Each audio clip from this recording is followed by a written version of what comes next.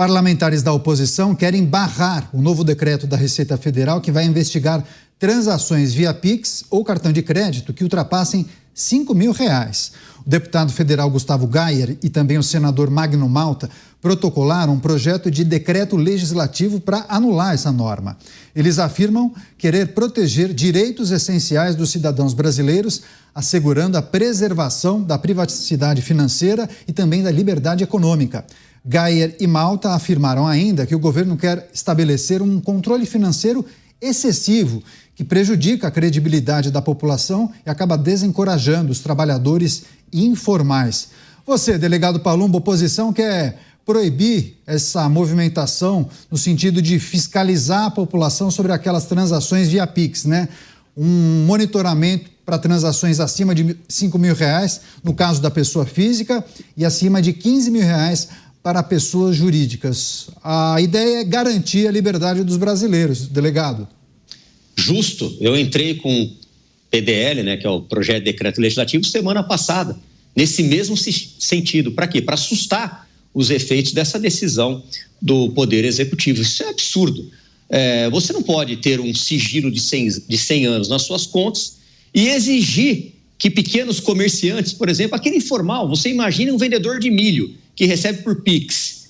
E aí, lógico que vai passar R$5.000, mas isso não significa que ele ganhe R$5.000. Significa que ele recebeu isso, mas tem as contas, tem o gás, tem a compra do milho, tem a locomoção. Então fica muito difícil para o trabalhador. Qual a finalidade disso? Eu não acredito na ideia, não, é para combater a sonegação fiscal, é para combater crimes, lavagem de dinheiro. Não. A finalidade disso é controlar o que a população está gastando, aí depois vem a Receita Federal, com a boca do tamanho de um jacaré, querendo cobrar imposto sobre essas contas. Eu já citei o meu próprio exemplo, que eu pego todo o meu salário, transfiro via Pix praticamente para minha esposa, todo o meu salário. Não significa que ela está ganhando esse dinheiro para ela gastar com compras, para fazer o que ela quiser. Significa que ela vai pegar esse dinheiro e vai gastar com dinheiro da casa, pagar a escola das crianças, pagar o plano de saúde, porque eu não uso o plano de saúde da Câmara Federal. E, ou seja, ela não está ganhando isso. Agora, o governo federal, que não tem as suas contas abertas, que impõe um sigilo de 100 anos nas suas contas, não me parece nem um pouco razoável que agora queira controlar a vida dessas pessoas que tiveram como Pix um avanço. Ou seja, você não paga taxa, você tem a facilidade de não ter mais o dinheiro físico, você pega o seu celularzinho, paga um cafezinho de R$3, R$4, como eu faço quase que diariamente, eu uso só o Pix, eu não uso nem carteira mais. Vou tomar um café, pago com o Pix.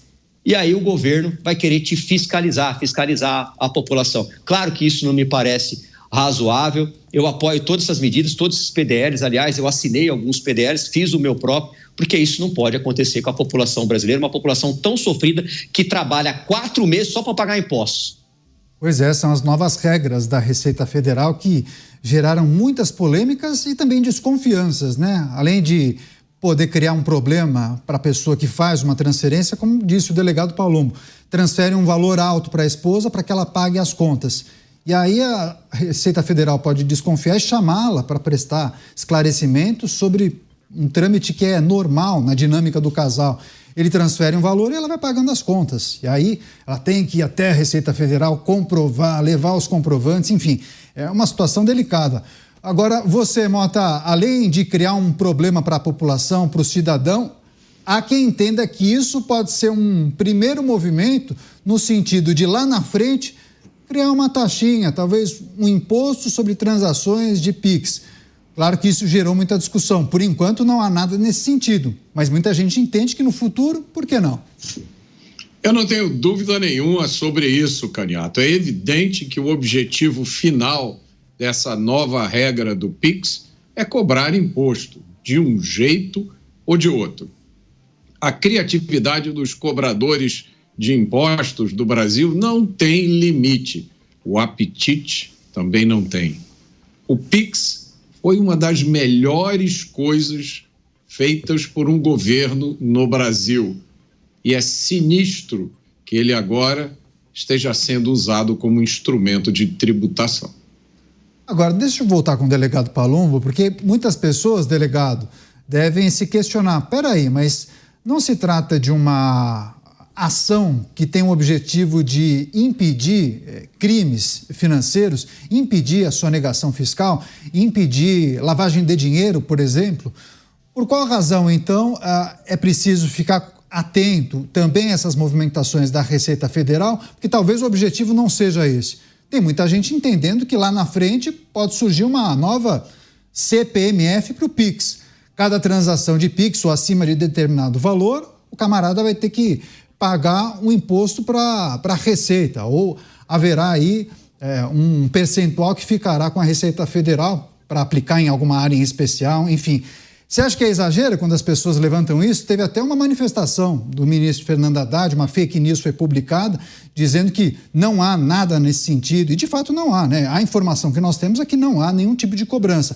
Agora, muitos entendem que no futuro isso poderá acontecer.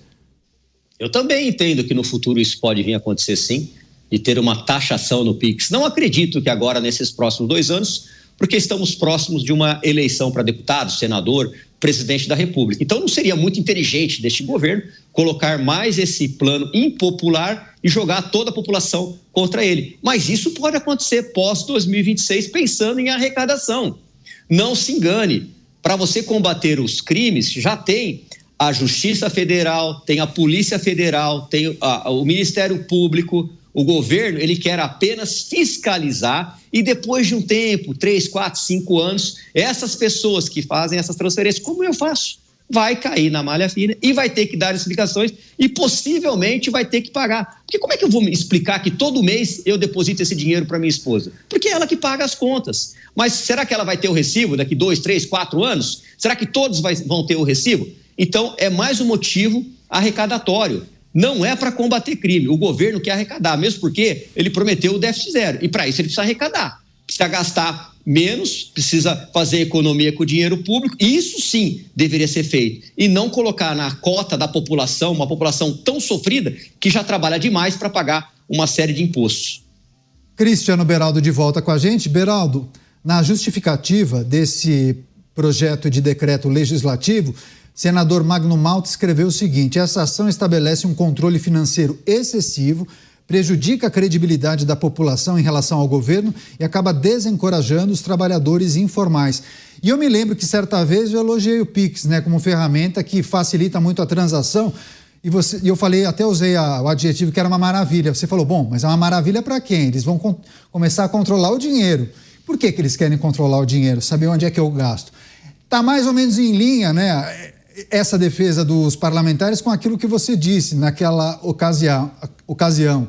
Enfim, Receita Federal querendo monitorar as transações acima de R$5 mil e muita gente entendendo que lá na frente a fatura poderá ser alta, né? Pois é, Caniato. Assim, houve muita excitação em relação ao começo do Pix, né? Foi uma campanha de marketing extremamente bem sucedida, de uma certa forma até surpreendente para um órgão governamental conseguir uma adesão tão grande em tão pouco tempo para uma ferramenta nova. E estava ali para mim evidente que o que estava por trás do Pix, que era a digitalização da moeda, era dar ao governo a condição de monitorar toda a movimentação financeira. E quando você olha do ponto de vista da individualidade, o governo saberá aonde cada brasileiro gasta o seu dinheiro de quem recebe. Eu sempre vi isso com muita preocupação, porque eu não quero ninguém me fiscalizando, eu não quero ninguém se metendo aonde eu gasto ou deixo de gastar o meu dinheiro. E o Pix dá esta ferramenta para qualquer governo, qualquer pessoa mal intencionada que tenha acesso a essas informações, poder determinar onde a gente pode e não pode gastar. Eu acho que quando nós entregamos a nossa autonomia de gastar o nosso dinheiro, onde a gente pode ir aonde a gente quiser, entregar o nosso dinheiro para quem nós quisermos, para comprar o que for do nosso interesse, a gente abre mão disso, a nossa liberdade simplesmente acabou. E a minha preocupação não é só do ponto de vista tributário. A questão tributária é óbvia, mas a gente precisa lembrar, por exemplo, da discussão das bets. A discussão das bets, ela chegou num ponto de dizer assim, não vai mais poder fazer Pix para as bets. Ok, peraí, temos um problema com as bets. Mas como assim você, governo, vai me dizer que eu não posso mandar o meu dinheiro para onde eu quero? Então, ali foi dado um passo que muita gente que combate as bets pelos motivos óbvios apoiou, mas que abre um precedente gravíssimo. Então, a gente está combinando esse cerceamento de liberdade com a questão tributária. Isso é explosivo para o contribuinte. Mas, Mota, a digitalização das transações e até da própria moeda, né? A gente mencionou aqui os experimentos que vêm sendo feitos com o Drex. Não parece esse processo um caminho sem volta? Ou você acha que a desconfiança da população, dos cidadãos, pode estimular um retorno às origens, o retorno à moeda em espécie? Porque o delegado Palumbo comentou com a gente, não faz tanto tempo, comerciante, sei lá, dono da papelaria, dono do açougue, tem muita gente já falando, olha, se for melhor, se não te atrapalhar, nem faço Pix, eu prefiro em dinheiro vivo. Já tem muito comerciante pedindo dinheiro vivo, entendeu? Em espécie. Será que a gente pode observar um retorno às origens? Eu acho que são duas questões aí, Caniato. Uma é a digitalização. É lógico, nossa vida vai ser cada vez mais digital. Mas isso não precisa levar necessariamente a uma concentração de toda a nossa vida digital nas mãos do governo, muito menos do governo federal. Essa é que é a questão.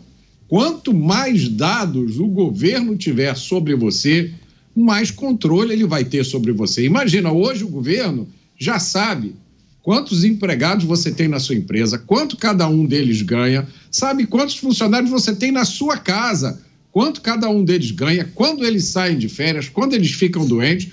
O governo sabe praticamente tudo sobre a sua vida. Isso não aponta numa direção boa, independente de quem esteja no governo. Então, a gente tem que ficar sempre alerta para isso. Concentração de informações na mão do governo, na mão do Estado, significa prejuízo à nossa liberdade. Quanto à questão do dinheiro, é uma questão separada, né? Mas também tem a ver com essa. Eu acho que o fim do dinheiro físico coloca um instrumento poderoso na mão de quem vai controlar o dinheiro digital. Me parece que um experimento parecido com esse já está acontecendo na China, né? Todo mundo fala do tal do crédito social, que se você tiver alguma atitude, algum comportamento que o Estado achar que é ruim, você perde pontos no tal do crédito social e aí você passa a ser barrado de fazer certas coisas. Imagine se o dinheiro for totalmente digital, você atravessa a rua fora da faixa, chega em casa, tem uma mensagem para você, você vai ficar 2 dias sem poder gastar o seu dinheiro porque você atravessou fora da faixa. E é lógico que eu dei um exemplo bastante leve aqui, né, para não pesar demais a nossa discussão, mas vocês imaginam quais são as outras potenciais situações em que a gente pode ser punido. Então, o dinheiro digital que eu gosto é o descentralizado. E o melhor exemplo dele é o Bitcoin, que apresenta também outros desafios. Bitcoin não é um remédio milagroso, porque ele apresenta um desafio oposto. O Bitcoin pode ser usado por criminosos, pode ser usado para atividades ilegais e é muito difícil você rastreá-lo. Em algum lugar desse espectro, a gente tem que achar um equilíbrio, onde o Estado consiga cumprir com as suas missões essenciais, entre elas está a segurança, mas o cidadão também tenha a sua liberdade e a sua privacidade. Impressionante esse exemplo que o Mota deu, né? Eu me senti num episódio de Black Mirror. Quem assistiu sabe do que eu estou falando, né? Tem um episódio que os likes determinam o score social, o ranking, como as pessoas te avaliam, enfim. Mas você, delegado Palumbo, só trazendo a informação, eu citei você há pouco, o delegado Palumbo é parlamentar, gasta muita sola de sapato, conversa com muita gente, inclusive empresários já relataram esse receio, né, delegado Palumbo? Tem gente já orientando os clientes a não utilizarem o Pix, isso já começou? Já começou, inclusive ontem, fui comer um milho, esses milho que vende na rua aí, nas barraquinhas, nesses ambulantes, e aí a preocupação dele era essa. Falei assim, olha, eu tenho a vida com tanta dificuldade, eu recebo com Pix, eu ganho mais do que 5 mil reais, mas eu gasto muito. E eu perguntei, mas quanto lhe sobra por mês? Deve sobrar uns 3 mil, 3 e pouco. Ou seja, não é justo o governo vir para cima de uma pessoa que já tem uma vida tão sofrida, que fica empurrando um carrinho de milho pesado com um botijão de gás do lado, a prefeitura o tempo todo perturbando ele, perguntando se tem alvará, muitas vezes extorquindo esse coitado desse cidadão, e aí vem o governo e simplesmente quer dar uma abocanhada no que ele ganha. Isso não me parece razoável. E essa desculpa de se combater a lavagem de dinheiro, de se combater os grandes crimes, isso não cola. Isso não cola. Nós temos as delegacias de combate a crimes fazendários, aqui tem na Polícia Civil, tem da Polícia Federal, eles são capazes de fazer investigação, sem você ter que punir o pobre coitado que está recebendo o Pix, porque não tem que pagar a taxa, para ele é mais vantajoso, e aí você vai acabar descontando em cima de uma população, como eu já havia dito, uma população tão sofrida que paga impostos demais. Pois é, o Beraldo tem muita experiência também com o comércio exterior, né, Beraldo? Como vê essa questão que envolve a criação das moedas digitais, mas não uma operação independente dos governos? No caso da China, o exemplo dado pelo Mota, mas também o caso do Brasil, a moeda Drex já está em operação, um esquema naturalmente experimental, algumas empresas já movimentam essa moeda digital que substituiria o real. E tem muita gente que projeta que, sei lá, daqui 20 anos não teremos mais a moeda física, somente a moeda digital, mas claro, controlada pelo governo. Pois é, as pessoas entram num estado de excitação com essas novidades, como se fosse tudo uma maravilha, como se fosse o governo preocupado com o cidadão. E, na verdade, isso tudo, para mim, é uma arapuca. Eu não tenho nenhum orgulho em pagar impostos no Brasil. O faço obrigado. Porque, diferente dos Estados Unidos, onde eu posso sair do escritório, andar 3, 4 quilômetros até a minha casa falando no celular com o meu relógio, e eu sei que eu não vou ser importunado por absolutamente ninguém, no Brasil paga-se um imposto excessivo nesse clima de perseguição que existe do governo da Receita Federal ao contribuinte, e a gente não tem absolutamente nada em troca. Um país que até hoje, em 2025... tem 50% da sua população sem saneamento básico. A qualidade do ensino das escolas públicas brasileiras é um horror. Estamos formando uma geração de pessoas improdutivas e atrasadas. Brasil que não consegue instrumentalizar as suas polícias para garantir a segurança pública e fica partindo para uma discussão ideológica em relação a um problema extremamente concreto, que é a falta de segurança na vida dos brasileiros.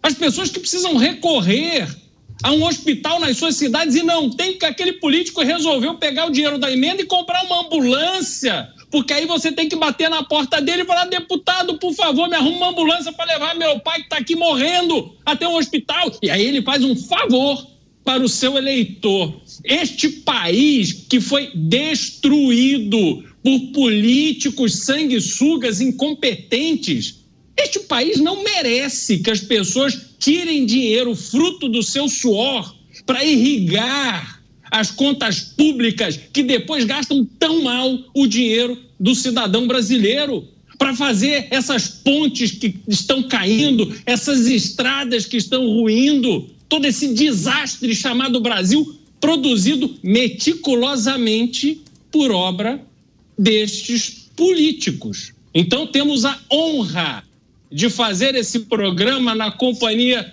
do delegado Palumbo, que é uma exceção das raras exceções que temos, e graças a Deus temos algumas no Congresso Nacional, que estão lá para verdadeiramente, sem nenhum tipo de compromisso ou comprometimento, fazer um combate a isso que acontece no Brasil, expor estes absurdos. Porque fora isso, Caniato, eu não tenho nenhum orgulho, eu não tenho nenhum incentivo para pagar impostos no Brasil. Esse é um ponto interessante. Só para fechar, Mota, qualquer tipo de movimentação que sinaliza a possibilidade de criação de um tributo, de um imposto, de uma taxa, ojeriza na população, né? Porque daí a gente cai exatamente nessa análise que o Beraldo fez, né?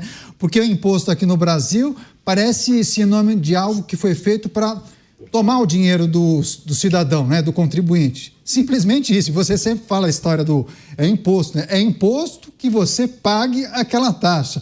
E não necessariamente você tem algo de volta. Não é que você paga aquela taxa anual e fica tranquilo. Não. Se eu precisar de qualquer coisa, o Estado vem me socorrer. Isso não acontece aqui. Não acontece. Eu estou tentando me lembrar quem é que disse, tem uma frase, agora eu não vou conseguir me lembrar, não vou conseguir fazer justiça, mas esse pensamento não é meu. Até o programa terminar eu vou me lembrar quem foi que disse isso. Que fez o seguinte comentário.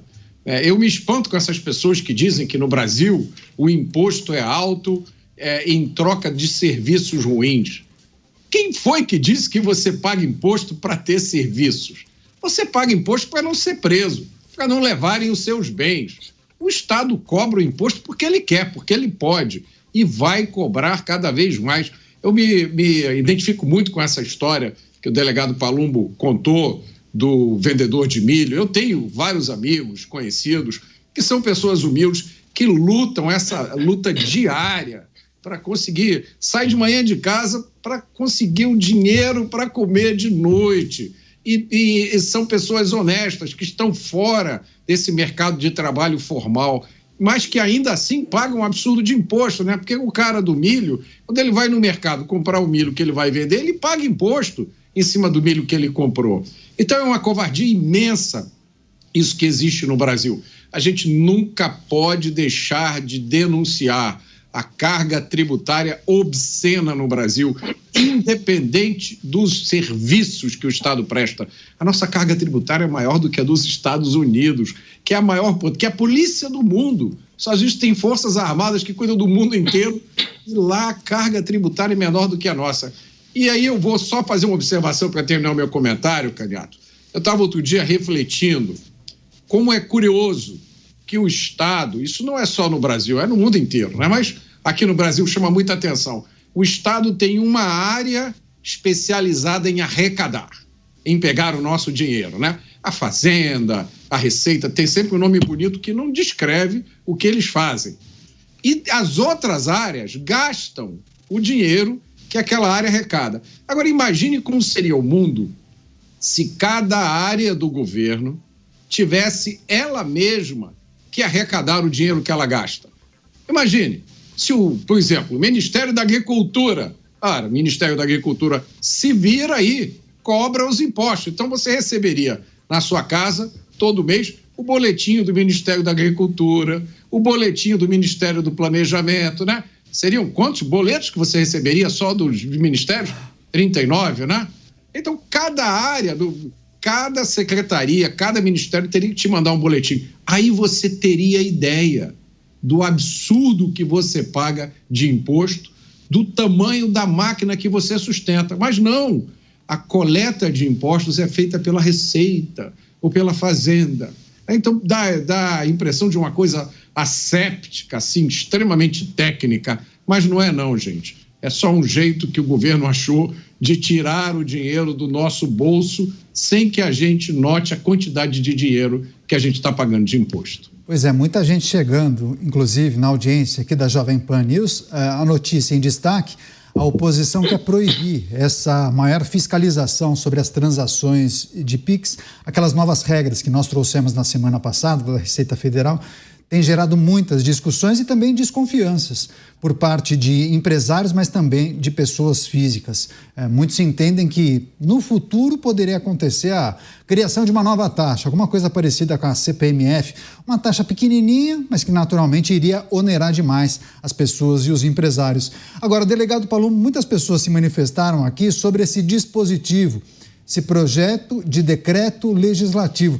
Explica para a gente como funciona esse dispositivo, como é que o legislativo pode impedir a implementação de uma norma como essa?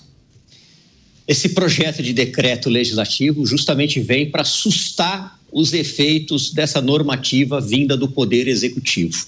Então tem que passar por uma votação, caso seja aprovado, aí sim ele susta os efeitos e volta o que era anteriormente, ou seja, o governo federal não vai poder fiscalizar quem recebe PIX acima de até R$5.000 pessoa física e 15 mil pessoas jurídicas.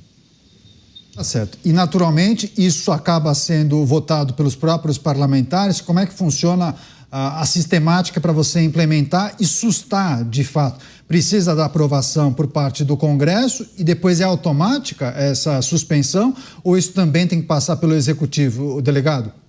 Não, passou pelo Congresso, aí o Congresso já assusta isso. Mas, mais uma vez, a gente volta naquele problema. Quem pode colocar isso em pauta? O presidente da Câmara. Por isso que a gente precisa ter um presidente corajoso, um presidente que não se venda, um presidente que veja os anseios da população e não veja os anseios do partido e do poder executivo. Aí a gente vai saber disso com o próximo presidente aí, que vai ter uma votação no dia 1º de fevereiro, salvo engano, e a gente vai saber quem será o próximo presidente. Tudo indica que é o Hugo Mota. Não sei se ele vai tomar essa linha de defender o povo, defender os anseios da população, ou se ele vai se debandear mais para o lado do governo ou do lado das emendas, dos ministérios, dos partidos. Isso só o tempo dirá. Emoções à vista, hein, Cristiano Beraldo? Hugo Mota ou o próximo presidente já vai receber uma bomba para administrar, hein? Não é bomba não, Canhato. Isso é muito claro. Ou se está do lado da população e preocupado com o tamanho do controle que o governo exerce na vida das pessoas, ou se é parceiro de uma dinâmica que naturalmente resultará na população pagando cada vez mais impostos para financiar uma máquina completamente incapaz de entregar os resultados a que ela se propõe.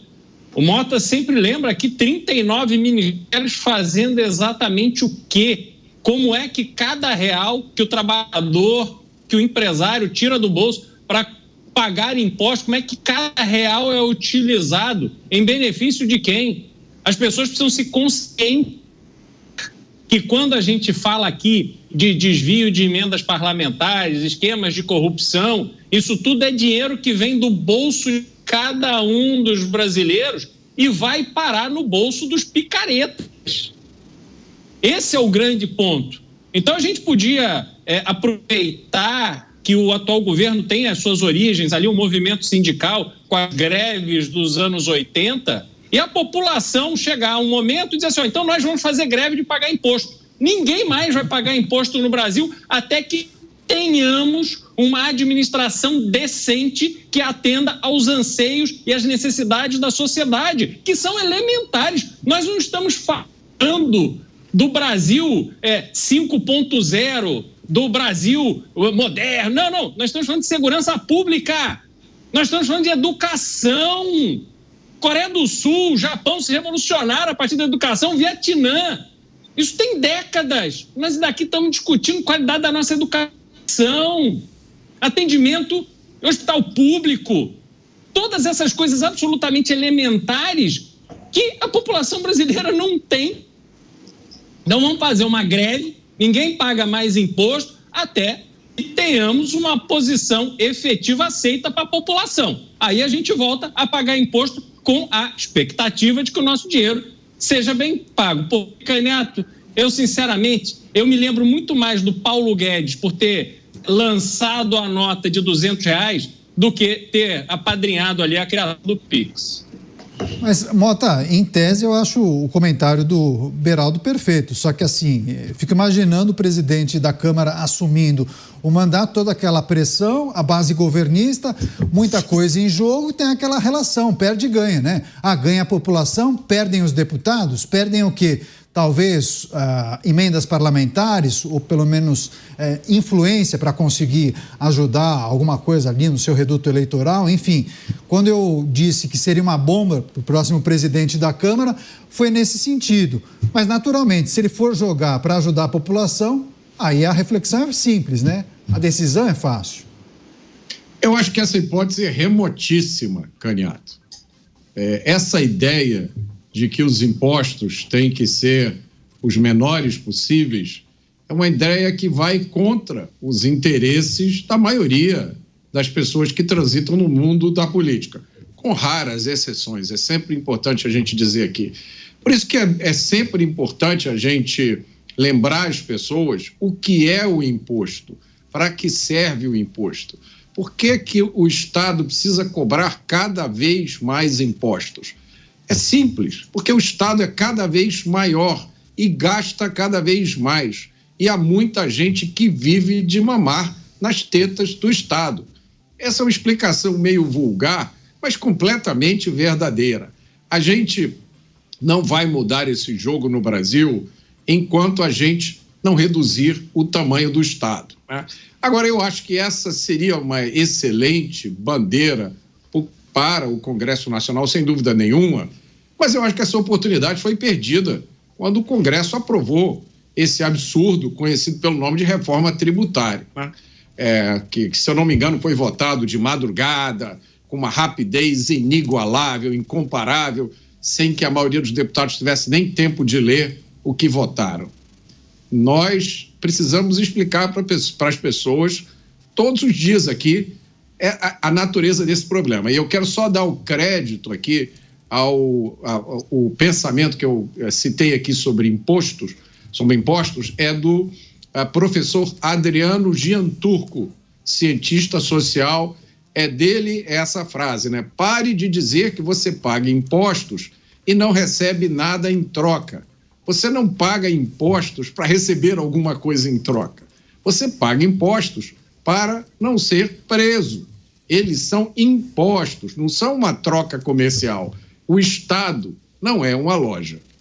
Agora, delegado Palumbo, tem uma análise que é importante que a gente faça, inclusive aproveitando a sua participação aqui, porque teve muito deputado, né, que bateu no peito, muito senador que gritou aos quatro cantos, defendendo o Estado enxuto, dizendo que era necessário, era fundamental reduzir os gastos, que era impossível continuar desse jeito, mas na hora de cortar na própria carne, na hora de aprovar um projeto que vai no sentido de reduzir o tamanho da máquina, aí não aparece, aí aperta e diz que se confundiu com o voto, né? Dificilmente a gente observa um grupo consistente que respeita aquilo que defendeu no início, do início ao fim, porque muitos acabam se beneficiando desse Estado gordo que acaba permitindo que eles indiquem muitas pessoas para estatais. Enfim, é um cenário difícil de a gente mudar, né? É muito difícil, Caniato. Lamentavelmente, infelizmente, eu estou lá dentro, eu vejo tanto que é difícil. São os deputados e senadores de Copa do Mundo, né? Eles aparecem a cada 4 anos, contam um monte de mentira, não vão cumprir o que falam e fica por isso mesmo. A população acaba não fiscalizando. Hoje é tão simples. Hoje você consegue ver o que o deputado votou, o que ele apresentou, qual foi o pronunciamento que ele deu, se ele fez o pronunciamento e votou. Eu ficava no começo, hoje eu já estou acostumado, né? Já estou calejado, mas no começo eu ficava ouvindo alguns parlamentares ali na tribuna, nas comissões falando, e depois eu via no painel votando completamente diferente do que aquilo que ele tinha falado. E aí eu fui entender o porquê. É o pseudo-encanto das emendas, entendeu? É isso que acontece. Né? Como o Mota falou sobre a votação da reforma tributária, essa culpa eu não levo, eu votei contra. E sofri uma pressão tremenda do meu partido. Mas votei contra justamente porque eu acho que não é bom para o Brasil. Eu acho que a gente tem que estudar os projetos de lei, eu acho que a gente tem que ter tempo para analisar e não simplesmente jogar lá 400 páginas, vamos votar. Não é assim que funciona, não é assim que deveria funcionar. Mas, infelizmente, o toma lá da cá está presente sim. Isso é inegável, só não enxerga quem não quer.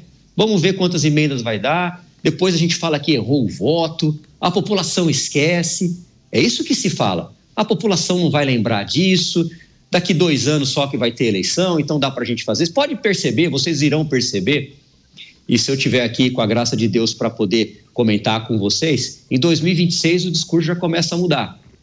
Já começa a mudar. Quando os novos deputados forem tomar posse, aí vem as maldades. Por quê? Porque ainda vai faltar 4 anos. Pode perceber que todo chefe do executivo e o seu parlamento, as maldades contra o povo é sempre no primeiro ano. Vamos aumentar o IPTU, vamos aumentar imposto, daqui 4 anos o povo já esqueceu, não tem problema, vamos aumentar o próprio salário. É sempre no começo do mandato. No último ano, eles vão tirando o pé, voltam a andar pela população aí, ficar no meio do povo, né? Como eu acabei de falar, né? São os candidatos de Copa do Mundo. Aparece a cada 4 anos, falam um monte de mentira e não vão cumprir absolutamente nada. Seguiremos atentos a essas movimentações.